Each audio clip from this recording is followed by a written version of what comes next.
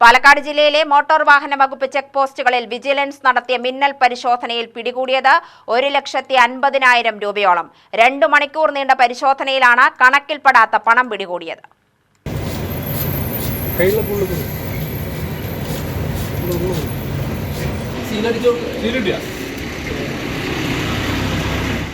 Walayar in, Walayar out, Meenakshipuram, Gopalapuram, Govindapuram check പോസ്റ്റുകളിൽ vigilance DYSP ഷംസുദ്ദീന്റെ നേതൃത്വത്തിൽ നടത്തിയ മിന്നൽ പരിശോധനയിലാണ് കണക്കിൽപ്പെടാത്ത പണം പിടികൂടിയത്.